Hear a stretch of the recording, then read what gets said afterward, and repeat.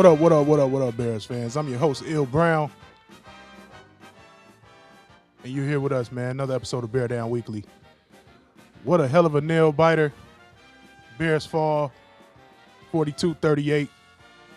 What a roller coaster ride that was, man. Definitely a shootout. Great game, though, man. You were definitely treated to a great game after the holiday festivities on a Sunday night. I'm your host, Il Brown, by the way. What more can I say, man? Let's jump in the comment section. Bears grew up tonight, man. But we got some flaws. We got some flaws that we must talk about tonight, man. Absolutely. Got to build on this game, for sure. Got to build on this game. Yeah, the grades are going to be crazy tonight, especially for the defensive side of the ball. Anytime you're going up against a coach like a Ben Johnson, like a Kyle Shanahan, you've got to, your eye discipline, your contain, your run fits, everything. You have to ignore all of the noise, you have to ignore the circus and focus on your assignment. Because it's a lot going on. They show you a lot pre-snap, whole lot of motion, try to get you to determine your coverages. And that's what it is, man. Hell of a game, though. Offense looked crazy tonight, man. Caleb Williams was throwing dots all night. A couple of tough drops by our rookie playmakers down the stretch. And, you can't ask for a better game on a Sunday night than that, man. 42-38. Let's get to the box score. And I want to say something,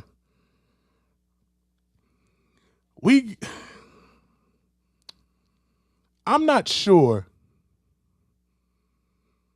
I mean, honestly, bro, that's a good point. But Nahshon Wright is not really a good man coverage guy. He's a ball hawk and a good zone corner. He's improving in man. But if you're going to play like that, where the Bears basically had to leave some guys on the island tonight,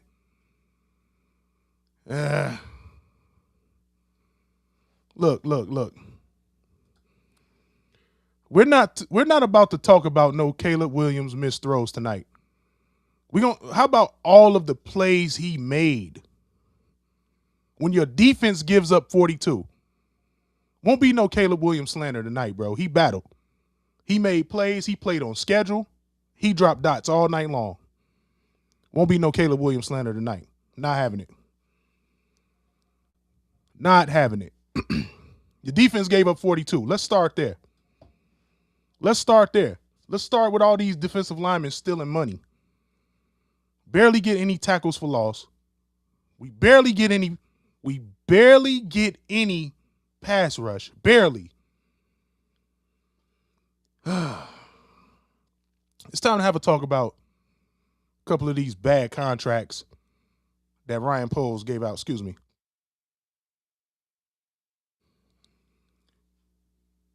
Because we got some stuff we got to clean up. DQ, what's happening, man? Definitely good game, bro. Definitely a great game tonight.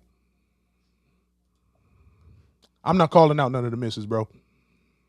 You came in here and called out Caleb Williams.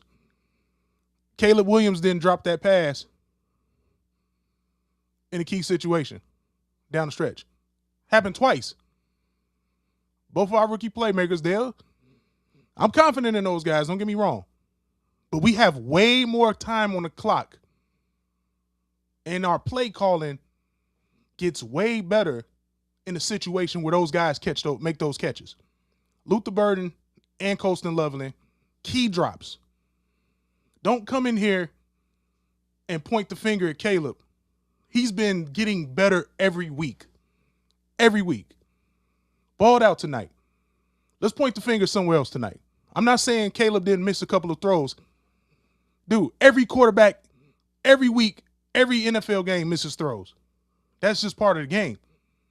But when it's money time, he's putting the ball in guys' hands.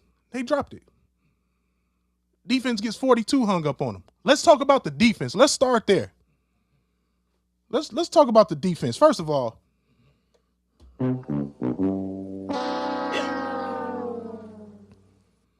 get two of those. I'm going to give him two of those tonight. Dennis Allen, I don't know how much football you guys watch, but we do not have the personnel to run his base defense at this moment. We need another linebacker, and we need a whole total makeover of the defensive line.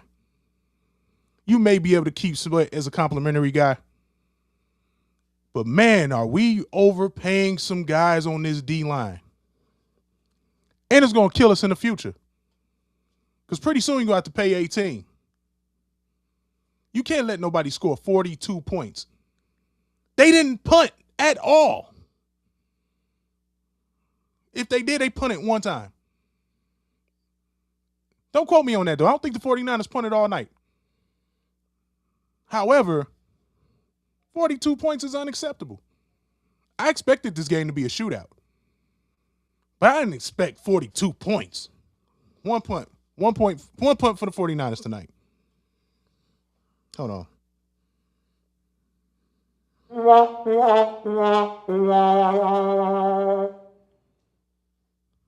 In order for this Dennis Allen scheme to work, you have to go to the past to see what he had to make it work.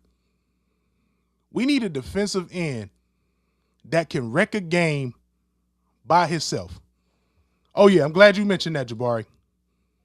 Glad you mentioned that. Ron, what's good, bro? Yep, absolutely. Twice. Punted twice. Okay. We are stuck in contract hell with these three guys. A total of dead cap money, $53.5 million.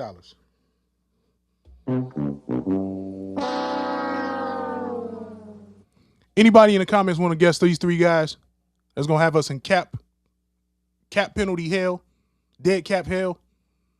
Anybody, give me the three names in the comments. Anybody think they get it? I'll give y'all 10 seconds.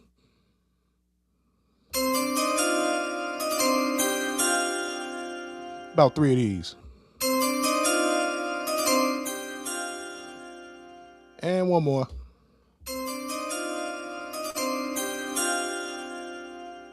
All right, you guys give up? All right, dead cap money. Grady Jarrett. Good guesses, but no close to go. Those are two of those guys are actually decent players. Good guess, Jabari, but not quite. Grady Jarrett, you're on the hook for $20 million. Dayo Adingbo, $20 million, $19 million. He's ass. And he's hurt with an Achilles. Easily the worst signing Ryan Poles has ever made.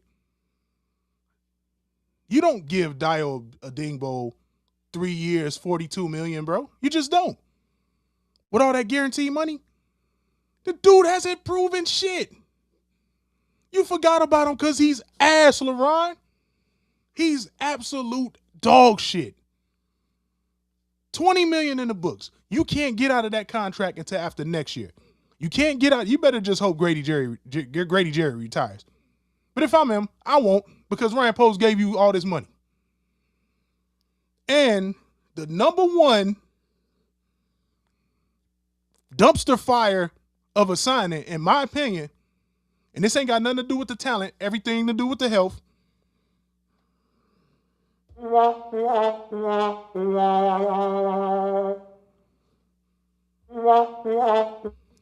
Kyler Gordon. This dude has never played a full season. You give him 3 years, what, 43 mil, 45 million? The dude can't stay healthy. When he's healthy, he's one of the top nickel guys in the league. Guy has never played a full season. Availability is the best ability, yo. Guys never played full season. Those 3 guys stealing hella money. Hardly any production. $53 million on the books. And you can't get out of that shit. So, riddle me this, Batman. That's a good comment. Man, that's a good comment, bro. It's the going rate, but your GM and your scouting department has to say, okay, Dayo Odeyingbo, number 1, when's the last time you seen a good edge rusher just allowed to walk in free agency if he wasn't too old? You don't. Grady Jarrett, past his prime, injuries kind of took the toll on his career. I thought he would be a lifelong Falcon. They let him walk. That tells you everything you need to know. I'm not mad at those signings. I'm mad at how much they gave. Because at the end of the day, your production is coming from the guy you traded for, Montez Sweat, and his production is so shaky and so erratic, you can't even really feel the impact. Not for what he's getting paid. So with our cap situation, because nobody's going to eat those contracts. In the trade, nobody's going to take back Grady Jarrett. Nobody's going to take back Dayo Odeyingbo. And at this point, maybe you get a late round pick for somebody like Kyler Gordon. Man, I need guys that's going to be available. I need guys going to make plays. You gave up 42 to a 49ers team. No Trent Williams. No Kittle. No George Kittle. No wide receiver 1 in sight. Debo's gone. I don't know what the hell Brandon Ayuk is. He on that good dope? I don't know what's going on with Brandon Ayuk. Not a number 1 receiver in sight. Ricky Pearsall can't get open against man coverage, and he was open all night.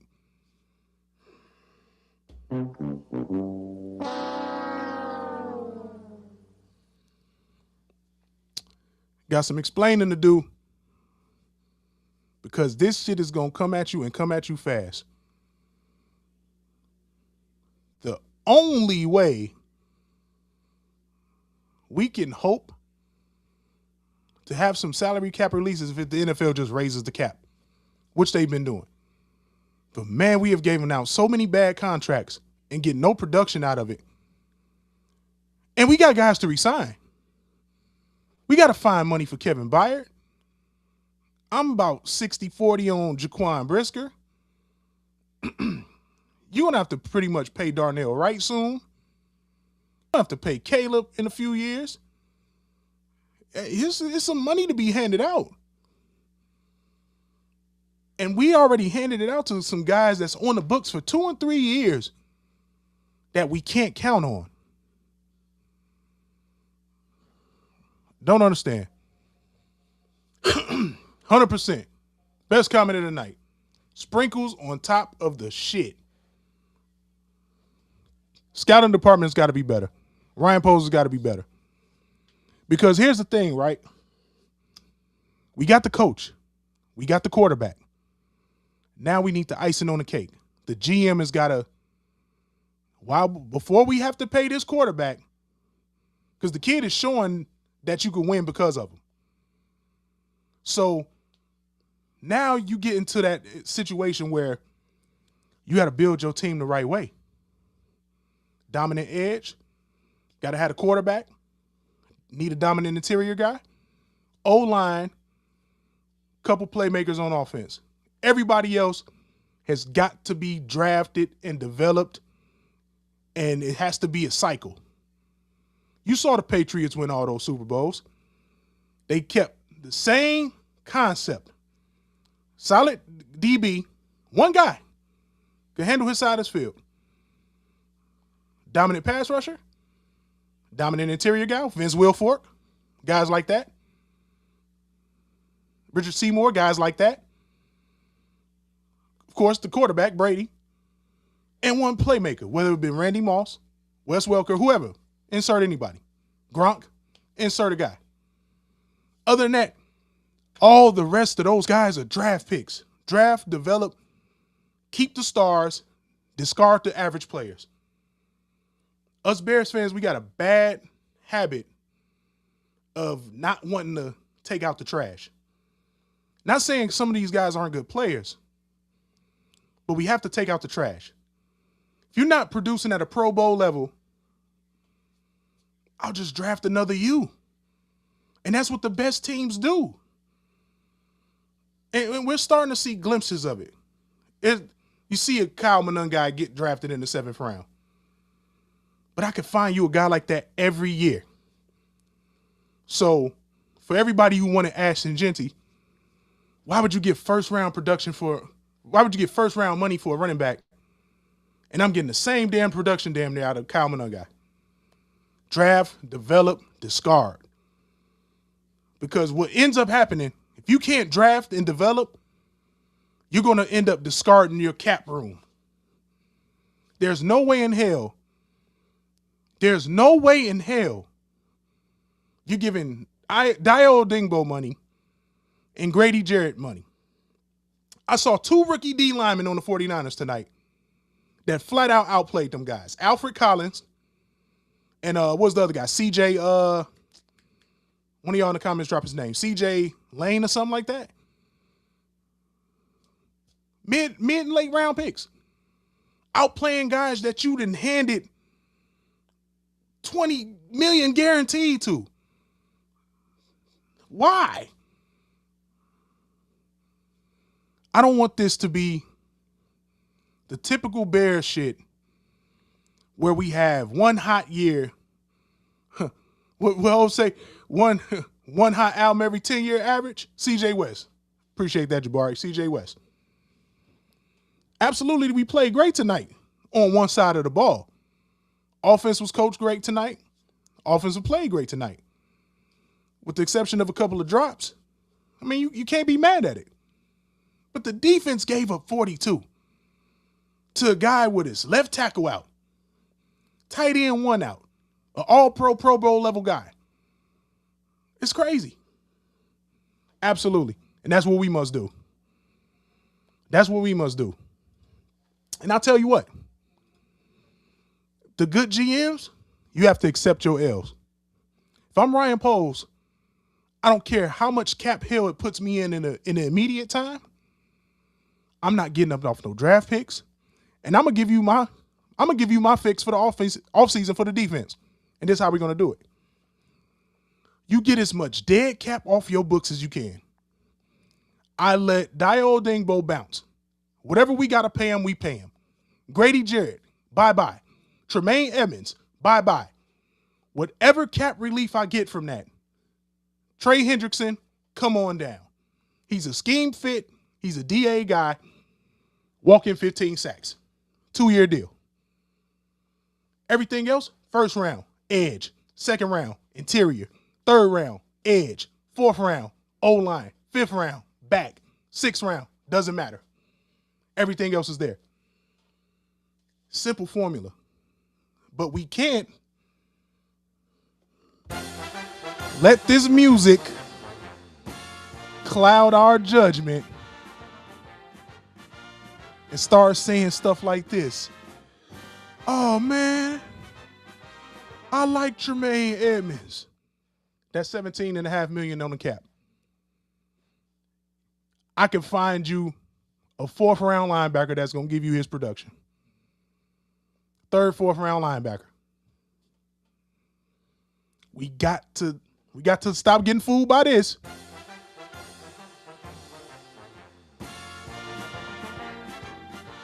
Oh, man, you can't let him go, man. That's my guy, man. Quarterback, dominant edge, dominant interior guy, corner, wide receiver, tight end, everyone else draft and develop. I probably will bring back Byard on the team-friendly deal. Everyone else draft and develop. because you're going to have to get used to it. Free agency can't save you. Players that make it to free agency, those really aren't guys you want to sign. There's a reason why the Packers had to give up 2 first-rounders for Parsons. Instant game record. When we got Khalil in 2018. Instant game record. But if you don't do it right, the minute his production dips,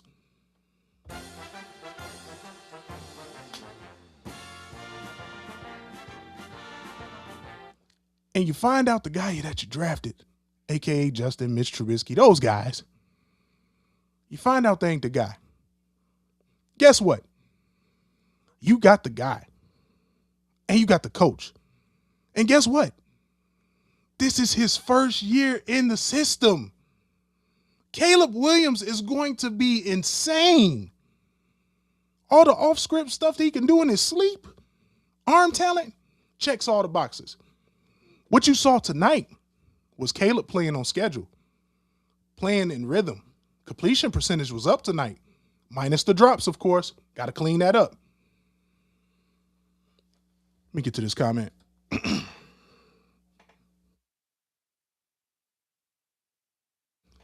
100%, bro. 100%. I can prove it to you. Look at the Chiefs. Got Mahomes, Chris Jones. Who else they paying? McDuffie?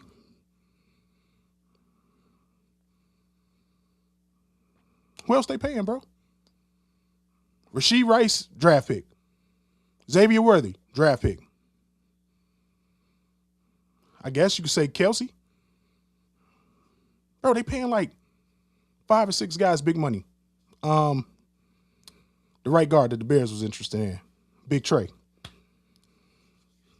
Paying him. That's the reason we got Joe Tooney. In my opinion, they picked the wrong guy. But that worked out for us. But they're paying like 5 or 6 guys. Pacheco, draft pick. He's literally like Kyle Monungai's big brother. Same type of guy. Hell of a game. Absolutely, bro. Hey, what up, Ray? Glad you're tuning in, my boy. Yes, sir. Yeah. But see, that's the gift and the curse. You're not going to win those magical games like that all the time. Oh, yes, sir. They battled, man. Great game. They battled like a motherfucker. That defense got to clean it up. And cuz, shout out to Zeke, man. The one thing the Bears are known for, and I'm going to play the music for this one. The one thing we're known for, defense and running the ball, the monsters of the midway. Well, you got a quarterback that can go out and do it with his arm and his legs. You got a coach that can scheme it up. You got skill guys. You got the O-line. And now we don't have the goddamn defense. When you can't manufacture 3-4 turnovers a game, shit gets real. When you got to stop the run. And you got an exotic offensive play caller that's literally going to give your undisciplined ass front seven all types of eye candy. There was plays tonight where we should have had Brock Purdy looking more like J.J. McCarthy. And he was out there looking like Mike Vick. Zone read to Brock Purdy? What are we talking about? Don't get me wrong, Brock Purdy is nice. But a good defense in that situation, no starting left tackle, no George Kittle, no wide receiver one, bunch of draft picks on the O-line. Bro, a good defensive unit takes advantage of that.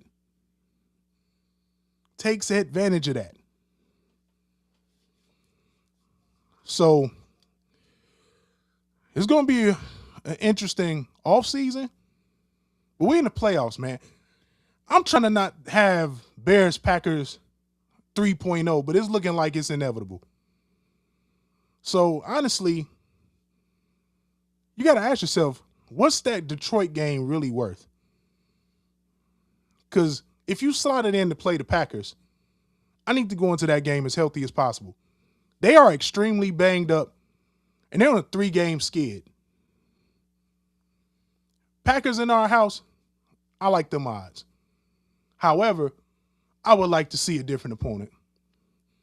I'm tired of getting to the playoffs, and it's the Packers waiting. Trying to avoid them guys, man.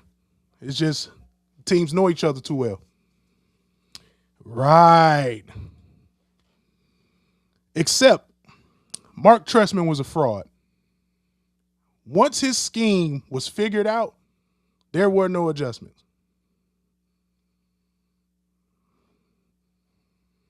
Let me see the fourth. Yeah. Not necessarily. I don't have a problem with the 4-2-5. 100%. Winning cultures don't lose. How can we sustain this? This feels great. We are what? 11-5. We win next week, we go to 12-5. This feels great. We have to sustain this.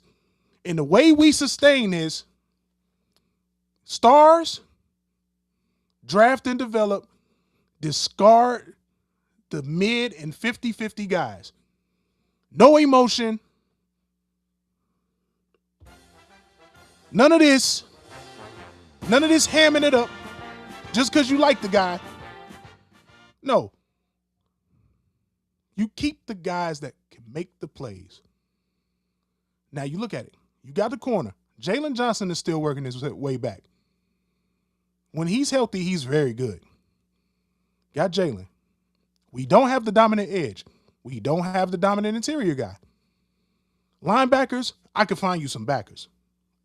I could scout you some linebackers that's coming out in this year's draft right now that I'll take over both Tremaine Edmonds and TJ Edwards. And I could get them in the 4th and 5th round. We got skill guys. I am not worried about the skill guys. I'm not worried about the O-line. Got to fix the defense, man. Dominant edge, dominant interior guy. I don't care if we draft it. I don't care if we trade for it. But you got this window, and you got to maximize it. The offense is going to be good. Ben Johnson is one of those generational coaches. He comes along like how Shanahan came along. And this scheme just works. And it's built off the power run. That scheme is going to work no matter what. You just got to make sure you keep the O-line, keep the quarterback, keep a couple of skill guys he can trust, draft and develop everybody else. I've been waiting on you. Been waiting on you, buddy. Shout out to Gav, man. 49ers got it tonight. 100%, bro. No Trent Williams. No pressure on Brock. He should have been running for his life all night. Why not invert the ends? That tells you everything you need to know about Montez Sweat. They felt more comfortable leaving a 5th-round second-year guy on the edge and not trying to get those matchups. And every time they did invert it, they gave undisciplined-ass Montez Sweat some eye candy, and he fucking looked lost. He looked lost. So, I'm giving you the blueprint, man. It's time to hand out some grades and get the hell out of here. Because people in my house are ignorant. And they don't understand that I'm live. And they don't care. But anyway, we still 11-5, dog. I expect us to beat Detroit next week.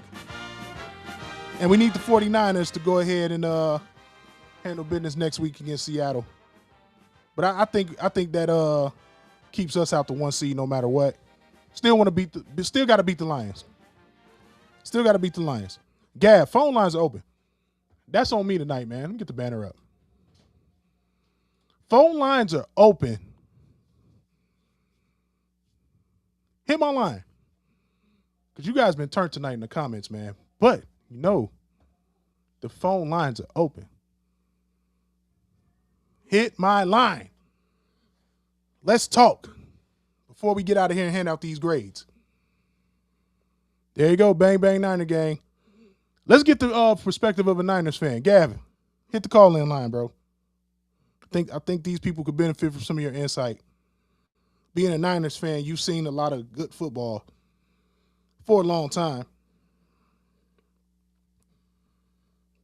Matter of fact, I'll reach out to you. There we go. Gavin Cozart. Call from Gavin Cozart. Gav, what's up, man? You live? Yo, that was a wild game. I wasn't able to watch too much of it. I was at the vet with my pup, so I was only able to watch the first quarter and the fourth. So, gotcha. From what I saw, yeah, no, the fact that with Trent Williams going down and having a guy that's made a total of 16 game appearances on his left side, on the left side of the line, and the fact y'all didn't invert Sweat and put him on that side is insane. Booker was scaring me because he was able to actually bat that down at the line. Yeah. He's very raw, and once he gets a few counter moves, I think he's going to be way better than Sweat. But if he's able to actually add a spin move to his game, he will be a monster. Spin move, cross chop. He needs about 3 more counters, and I think he's going to be fine. His frame will fill out a little more. He's perfect for the Dennis Allen scheme. But Montez Sweat was out there looking lost, bro. He was looking lost. Yeah, Colton McKivitz had his way with him, and which is insane because normally Colton McKivitz is supported by Kittle on that side, but he had Tonjes helping out Chip on that right side. A former Bear did us in. Go figure. We had Tonjes on the practice squad a couple years ago. Crazy. Tonjes had a game. He went for what do you have? 7 catches, 60 yards. Hey, yeah, absolutely, and a tutty. So it goes further and proves my point, right? No Kittle, no problem. You know why? Draft and develop, scout and develop. Give me a guy that has the tools. I'll take care of the rest. That's the luxury of having the Kyle Shanahan. Right. That's going to be the luxury of having the Ben Johnson. But you guys went all defense in the draft. And I saw guys tonight, Alfred Collins, CJ West, outplay guys. Alfred Collins is a different type of dude. They're outplaying guys that we just handed millions of dollars to. You know what I'm saying? He's better than Grady. He's better than Grady Jarrett right now already. And imagine if Mikael Williams doesn't go down and it's not Bryce Huff on that side. And imagine if Bosa's not like hurt. Bryce Huff is. Oh yeah, I mean that's just there. But even as a rookie, Mikael Williams was looking insane for the first 6-7 games of the season. Absolutely. And then went down. Yeah, man. That's like defensively. Offensively, you saw us take advantage of the guys that were out. Offensively, you saw us do it. Mm-hmm. Defensively, we could not take advantage of the guys that were out for you guys. And that's inept. And that's honestly, it's not a scheme thing. It's a personnel thing. It's a personnel thing. And that's a big thing. Like one thing that I've noticed with the Shanahan system is he won't take a guy that's first off not willing to literally throw his body out on the line for the team. That's one. No block. And he's also not willing to take a guy that doesn't understand like what he's doing and what he's talking about on offense. He's not going to take a guy that's, let's say, a C grade on football IQ. So he's not even going to take him. There's a reason Fred Warner is able to do what he's doing as a 3rd round pick. 3rd round pick and things like that. Like it's because his football IQ was off the charts. It's not because he put insane numbers down at the combine or anything like that. It's because he tested and said everything Shanny wanted. 100%, man. Look the part. So many guys. Look the part. So many people. So many people get so infatuated with crazy combine numbers or just like crazy physical aspects. But but what's in between the ear holes of the helmet is just as important, if not more, because knowing where you're at position wise and things like that, and knowing like you got certain guys that are going to try and I was watching the post game interview, and Juszczyk was talking about it very well. He was like, we already knew going into this game that their secondary is aggressive. They're going to try and jump routes. Like, so we were trying to, like, we saw it on the very first play of the game with the pick six to start the game. Like, you knew that was going to happen. And so Frisco was doing a big part of trying to set up double moves to try and force that jump to immediately get over the top. 100%. And that's part of the reason why, I mean, that's one of the big reasons why JJ got that 38-yarder in the fourth quarter. Yeah. He set a double move and got him over the middle. The double move, man. Take advantage of the aggressiveness. And that's great scouting. That's great scouting. Yep. That's great film study. But at the same time, on the field, at that point, if you're noticing going 3 quarters in, oh, they've got me on double moves 3-4 times already tonight, I'm not going to bite. And none of your guys had that mental wherewithal to go, oh, let me peel back the aggressiveness a little bit. Let me sit and shell for a second, as opposed to just attack as soon as I see that first cut in the ground. No, 100%, man. But it makes it harder to be more disciplined. You're going to force trying to make a play when you know you can't get a pass rush generated with your 4-down line. Mm-hmm. That's a big part. That's a huge part. I mean, that's the thing is, like, you guys have relied on your high interception numbers this season for your defense because you're not getting crazy pass rush, an insane pass rush success percentage. 100%, man. And it's not just about sack production, man. It's about pressures generated. It's about tackles for loss. Are we playing on the other side of the line of scrimmage? Brock Purdy, for the most of the night, man, he had all day to throw. He's standing out there getting to his 3rd and 4th progression at times, all day long. Man, and then even when you guys got home, he was able to do his dance around. He was able to like that. He had the ball for they timed it 7.5, 8 seconds on that touchdown to Juszczyk, where he danced around on the left sideline around Booker and 2 other guys, and Juszczyk just standing there. I was like, what is that? We're talking about a very, no disrespect to Purdy, but he doesn't scare me athletically. That's all. No, he's not. That's not what. But that's not. No. No, he doesn't scare me athletically, man. We're talking about a guy that when he gets outside the pocket, it's time to go hunt. But our guys were so undisciplined tonight. He was like, man, they're falling for pump fakes. They're going to overcommit to everything. Man. Like, you got to have that finisher, bro.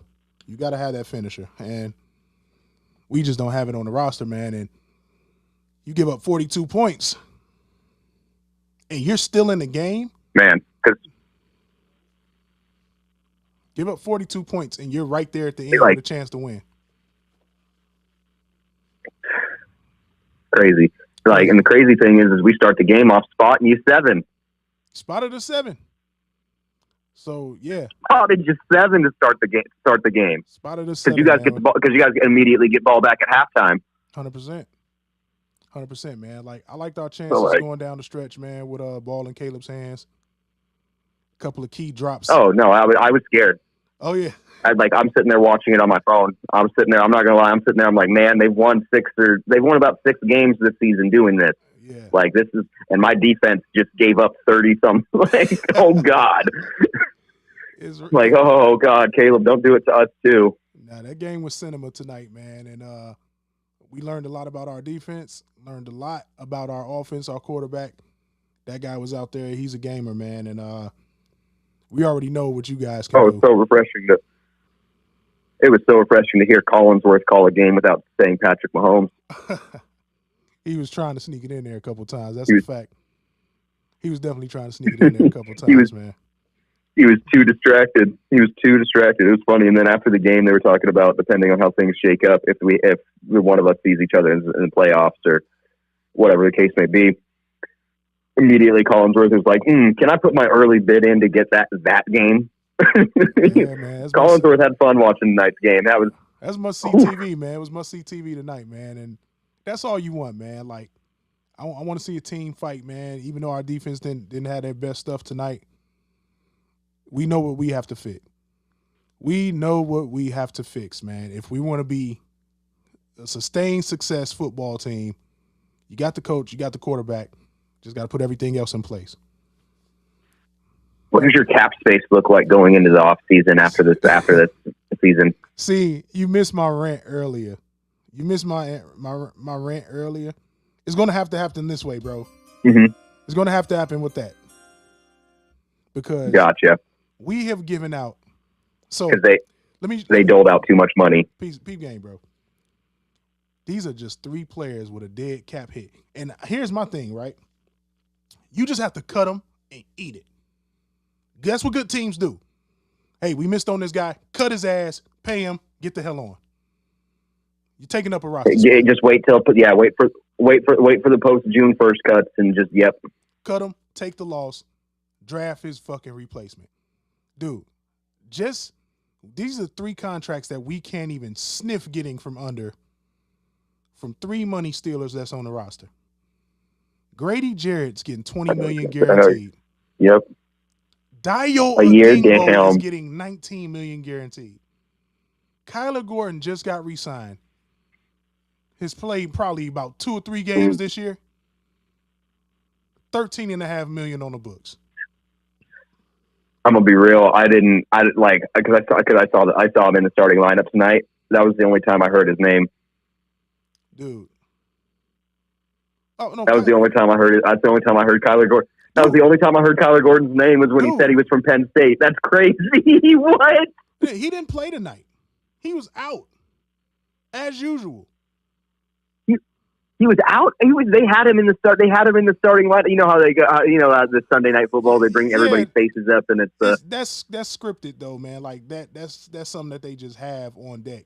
That dude hasn't, bro. He's still on the IR, bro. They just opened his 21-day window. He may be back for the playoffs. God, he is Mr. Soft Tissue Injury, bro. He is he's a walking pulled hamstring. I don't understand that, bro. Like, what is with all these soft tissue injuries? You have the best trainers, best nutritionists, best facilities. Why are guys walking around with pulled hamstrings all goddamn time? We didn't used to hear about that shit back in the day, bro. No, you didn't. But I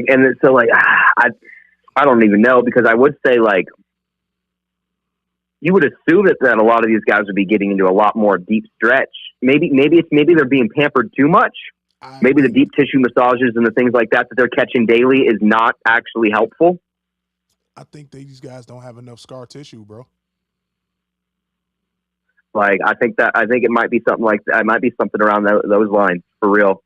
Like, because even like, especially if you get into a power 4 now, but like if you get into one of the power 4 conferences as a scholarship athlete for a football team, like, you're pampered. Pampered, bro. Those guys are pampered. And think about it, the majority of the guys in these league, majority of the guys in the league right now are all power 4 guys. Like, as far as the ones we all know and can name off for the most part. No, for sure. For sure. Yeah. Brisker is Mr. Soft Tissue too, man. And that's why. And I'm reading the comments. My bad, Gav. But I made a point earlier. I was like, look, man, as an organization, right? Perfect example, right? You're not, as a 49ers fan and a football guy, you don't give a shit about Brandon Ayuk, right? When it was not anymore. Not at this point. At this point, I'm already knowing it's time. It's like we got to cut bait. That contract re-sign is going to be tough. That's going to be a gnarly cap hit. Pay him, we're going to go. Pay him, cut him, draft his replacement. Either draft his replacement, or I'm looking at potentially a player like Rashid Shaheed that's going to hit the free agent market this season. 100%, man. And you guys, something like that. One of those like $11 million, $9 million a year guys. And that's what I'm saying, man. Because you guys have George Kittle. He's really the number one guy. He's the featured guy in the offense. You got CMC, featured guy. All I need is complementary guys at the skill positions outside of those guys. Dude, the Bears Guys that I know are going to go throw a block and can catch the ball. 100%, bro. Dude, the Bears are so loaded at the skill position right now. We have Kmet. We have Loveland. We have Burden. We have DJ, Rome Odunze, Jade Walker. Burden looked great tonight. Oh, he was that one. Those rookies got a taste of what it's like to be the man tonight. Colston Loveland, Luther Burden are going to be stars. That drop by Loveland hurt. That one and Luther Burden had one like a couple plays right after that. What it did was it cost us the clock management aspect of it. Because if we convert those are first downs, and now we have those timeouts instead of just wasting the time with incompletions. So just one of those things, man. Gotta make the plays that are right there, man. Caleb's putting it right on your hands. And that's why tonight I was like, look, man, every quarterback, every game is that's just young, inexperienced. That's it. Those guys will be making those plays going forward. They'll watch that film because the Loveland one, got to look that in. Yep, the Loveland one, I knew what it was immediately. It was he was looking ahead forward to see how many yards he could push forward before he had to step out of bounds. 100%. And so he was looking at that. You just got to catch the ball first, G. That's it. Same thing with Burden, man. Just skill guys that's explosive that can make guys miss. Fundamentals though, got to look that shit in. Then you get shifty. But offense, man, put up 38 points against the fucking Niners in their house, bro. You can't ask for more than that. Can't ask for much more than that. No. So, I mean, with the exception of the pick six. So the offense puts up. I was going to say, yes, take 7 off that. But, 31 points. 31 points from the offense, bro. And that's enough. That's enough to win a ball game. That's enough to win you a ball game, especially when you got a fucking infirmary in the other guy's locker room. You've got to come away with that win. And you lose it. Their star receiving target is out for the game before you even step onto the field, and then their only rated their only top 20 rated offensive lineman per position goes out immediately in the first play of the game on the pick six. Like, you got it. Yeah, no, that your defense has got it. Your defense is good, because I was worried about it, and when they weren't getting home, I was just kind of like, damn. Like, I can't be mad about it, but that is insane. Yeah, man. And with those circumstances, there's no way that Purdy gets you three passing touchdowns and 2 rushing touchdowns. You just can't allow it. You can't allow it, man. But dude, hey, man. He went nuts. He went fucking back-to-back 5 pieces. Back-to-back 5 pieces, man. And that's how you know you got your guy. He's getting it done. Next man up. Don't matter who is injured. So, gotta love seeing that, man. Gav, appreciate the call, man. I likely see you on the sticks in a few minutes. And I'm gonna just hand out some grades real quick, man. Coaching gets I'll say a B-. Defensive coaching gets an F tonight. It's unacceptable. It's unacceptable. You gotta figure it out. It's somebody on the sideline. You gotta figure it out. You can't allow that. Coaching gets an F. Defensive coaching gets an F. Overall coaching, I give a B- too. Offense carried.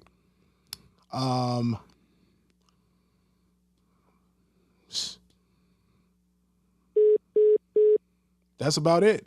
That's all I got for you. Offense gets an A. Defense gets an F. Coaching gets a B-. Special teams, I had no issue with special teams tonight. Gets a B. There's my grades, man. With that being said, man, we learned a lot about our guys tonight, man.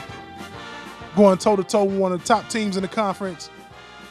And it was down to the wire. We had a chance to win. Can't win them all like that. Bears fall 38-42, man.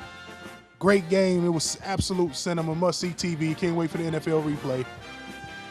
But that's the one we got to get, man. So I'll see y'all next week, man. Got Detroit coming to our house. Let's get this dub. Let's go to the playoffs. Let's get some guys healthy. And, of course, bear down. I'm your host, Hill Brown. Bear Down Weekly. And we going to get up out of here. Peace.